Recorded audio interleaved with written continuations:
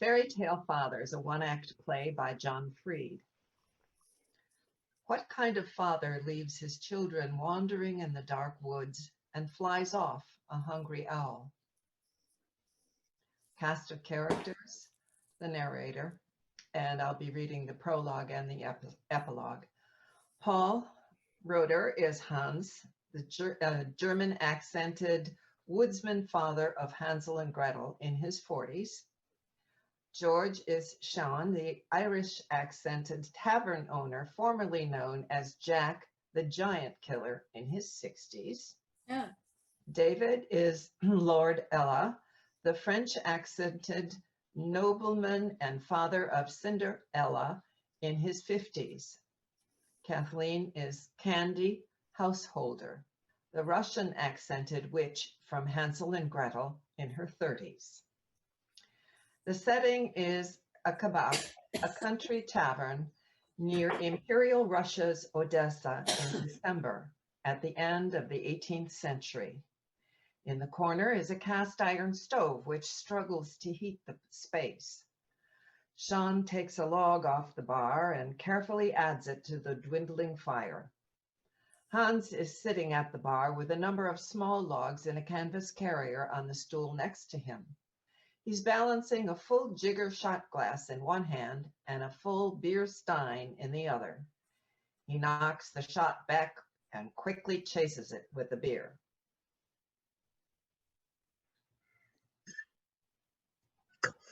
Again. Hans places another log on the bar from the carrier, and Sean gives him a handful of beans before refilling the shot glass and the stein. Your change. Hans carefully puts the beans in his pocket. Sean adds that log to the fire as well. Hans quickly downs the shot and the beer chaser. Reaching for another log. Again. Not till you tell me what's troubling you. I left my little Hansel and Gretel alone in the most desolate part of the forest. How could you do such a thing? Blame it on the endless famine and their stepmother. Yesterday was her last straw, and my children discovered a hoard of food under the floorboards. They had pulled out a loaf of bread and were attempting to cut it with their sharpest knife. The bread did not want to be cut. Even my axe just bounced off of it. When my wife returned, she shrieked as if she had seen the floor covered with rats. That night, she whispered to me how she was going to solve the problem. She'd wrap the children tightly in a burlap and toss them into the river like a sack full of puppies. She was certain that the river would properly dispose of them in the sea. So what did you do? I woke very early this morning and took the children into the darkest part of the woods. Blindfolded them and told them to count to 100. Then I ran away as fast as my legs would carry me. Who knows? The fairies might take pity on them. Or they'll mercifully die in their sleep from the cold night air. Either way, it's no longer my fault. Maybe you made the wrong decision. What did your wife say when you returned without the children? Not a word. I simply showed her my axe, which I had covered with blood from a stumbling deer. She just nodded and produced a jar of peaches from under the floorboards. And then what did you do? I gathered these and came here. Sean pours him another shot and refills the stein. Lord Ella enters the tavern with a complaining crackle of young women's voices from off stage. I'll only be a minute. Hold on to your other's hands. Hans, I've been looking all over for you. I need as much wood as you can sell me. That's Cinderella's job. Hadn't you heard? The prince has locked Cinderella up in the palace. They are to be married. Oh, that's very good news, isn't it? Absolutely the reverse. My wife is making me take on all of Cinderella's chores. Well, her sisters can surely help. They are another disaster. Weirdly, a flock of birds delivered the news of the prince's engagement to our garden and then pecked out the girl's eyes. I am charged with keeping them out of their mother's sight at all times, so she won't be upset. They're tied up to the hitching post out front right now. Could we be quick? I have to hurry back and start the dinner fire, or there'll be hell to pay. He notices the wood on the bar stool next to Hans. This stack should be enough. I'll give you 100 francs for each log. Your money means nothing to me. There's nothing to buy, to eat anywhere at any price. What else do I have that you could possibly need? My boots are so worn that the hobnails cut into my heels. I'll trade you a log for each of your shoes. The shoes are exchanged for the 2 logs. Barkeep, will all this money buy me a drink? No, but your hat will, and that paper can rekindle the fire. The ornate hat is exchanged for a stein of beer. Sean feeds all the money into the stove to stoke up the fire. I used to know you, didn't I? Long ago, when people called you Jack, the giant killer, the story went that you were as rich as Midas because you had stolen from a giant a miraculous hen that laid solid gold eggs. How is it that you're now a lowly bartender? Actually, it was a goose, not a hen, and the real story is rather an embarrassing one. Before I start, I want to make it clear that no giant was ever harmed in its making. Cinderella always loved your, or should I call it, Jack's story, especially the last lines, which she turned into a little tune, which she always sang when working. Showing the melodious harp and selling the golden eggs, Jack and his mother became so rich that he married a beautiful princess, and they were happy ever after. What happened to all of that? That was a twisted pack of lies patched on the end by storytellers to earn a better gratuity. Let me set the record straight for you. Times were a lot like now. Drought, famine, and widespread desolation. Of course, I was much younger then and was failing miserably to provide for me widowed mother and Milky White, the cow I loved since she was a calf. Would you start with the once upon a time part? I'd rather begin with that famous goose that was mistranslated into a hen. Now, mind you, all of this transpired after I had traded our perfectly healthy cow for a couple of supposedly magical beans. I couldn't face my loving mother after such a foolish and potentially fatal error of judgment. So I hid out for a couple of days. While in the woods, I was attacked by a goose. When I almost stepped on her nest, I wrestled her to the ground. When I spotted the 3 eggs she was protecting, alternative endings to my story began to populate me mind. A goose what laid eggs regularly for a dry cow wasn't a great bargain, but not as bad as the one I had made, and a goose that laid solid gold eggs would be the best deal of all. But since no one had ever heard of such a thing, it had to have come from some other world, where an enormous giant's castle might be able to hover above the clouds. Once the main elements were worked out, the diverting details were fairly easy. I had a bit of gold paint and a now-tamed goose under my arm, and my mother brought the whole story. Of course, she couldn't resist spreading the fabulous news about her brilliant son to the villagers. The neighbors in turn brought us gifts of food and drink, just to marvel at the goose in her cage sitting on those golden eggs. It's good that you got some food out of your trick. It's good that you got some food. Oh, and I got to marry the most beautiful girl in the whole region, and she was certainly no princess. I hadn't heard that part. How did that come about?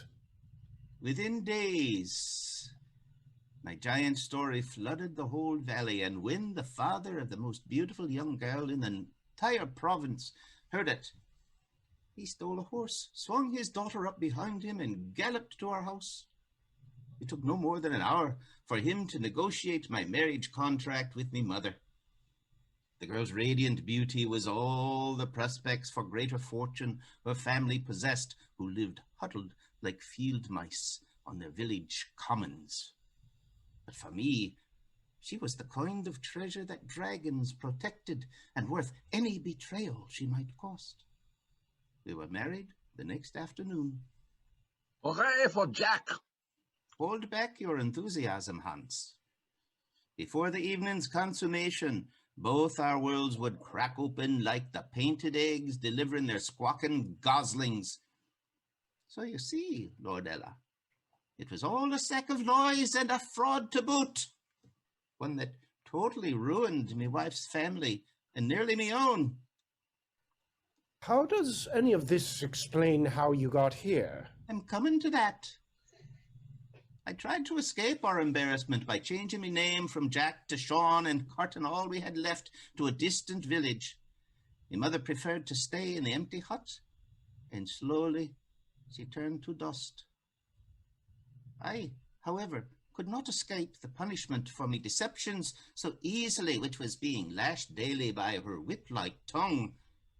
And instead of gazing lovingly at a beautiful woman's face, I had to stare at the stone face of an angry gargoyle.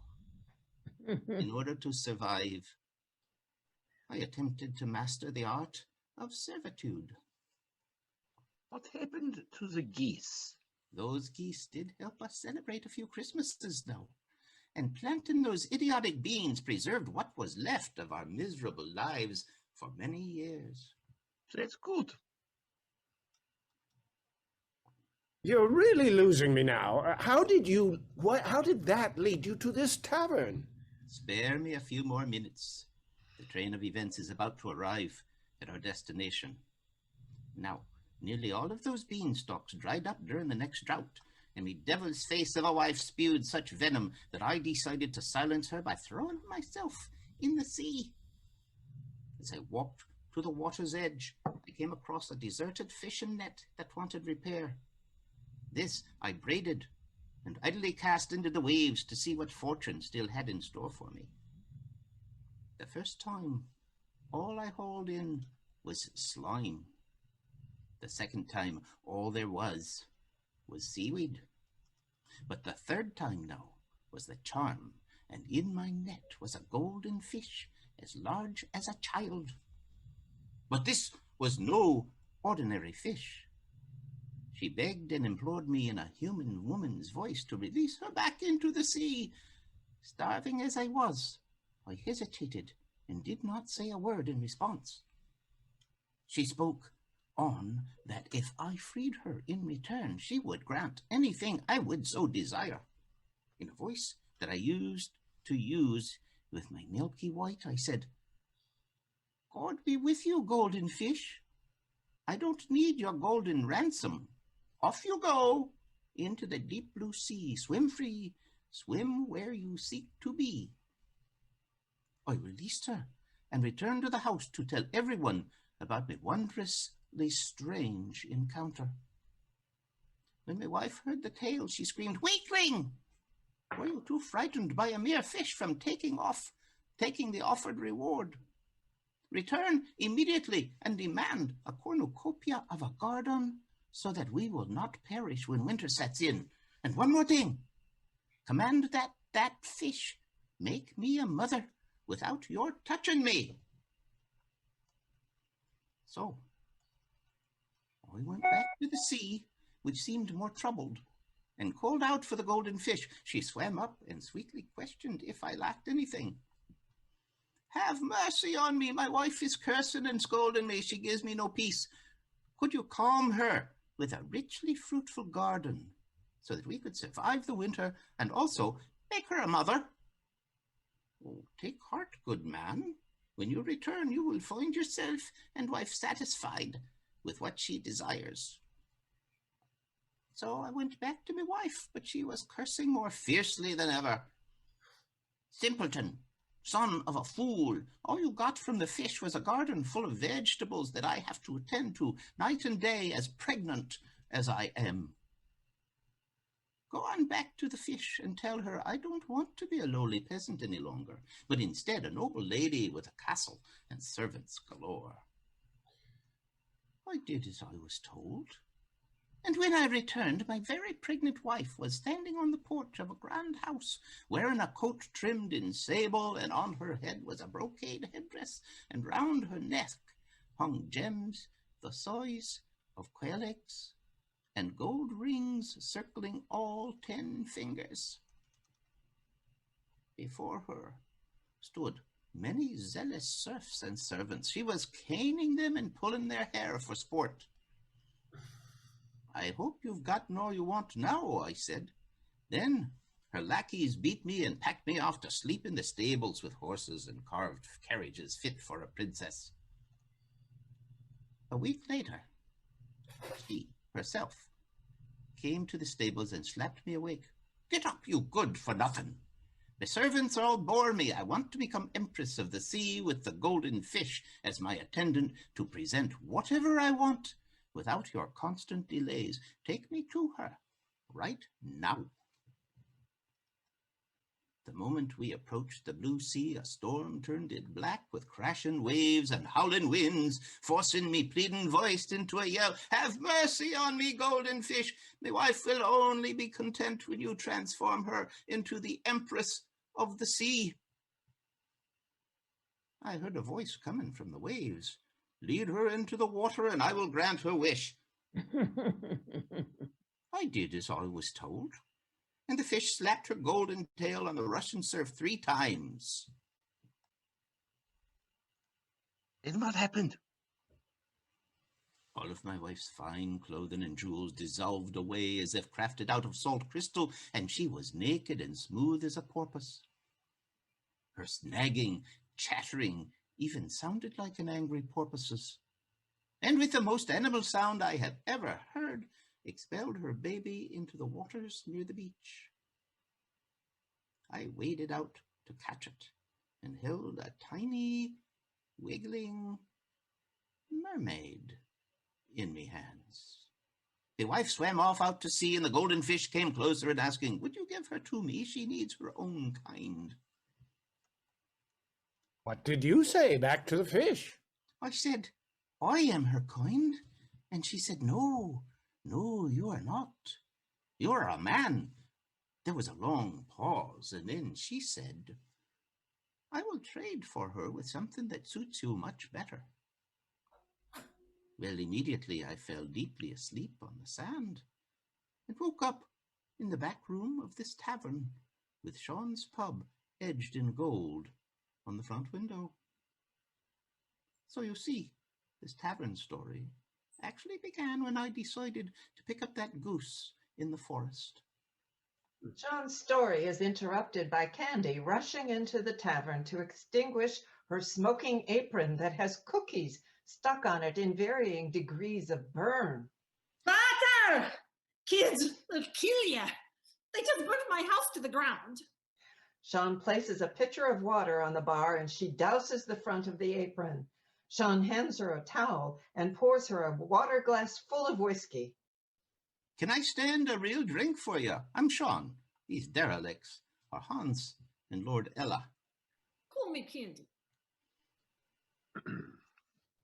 Candy, will you have a shot and a beer with me? Would you like to come home to my mansion with me? I need help with a few household chores and my stepdaughters, who you might have seen out front. I would be most honored. I haven't eaten in days. Candy drinks the shot and takes Lord Ella's arm as they exit. On the way out, he picks up the 2 logs he had purchased from Hans. We will need these. Candy takes his arm. Lord Ella walks out carefully in his socks. What happened to your shoes? That's a story not worth telling. They exit the tavern. Hans, you need to fly back into the dark woods to find your children. Yeah, I will, if the fairy gods are willing. Hans runs out of the tavern. Sean puts the rest of the logs into the stove, and the lights slowly dim to black.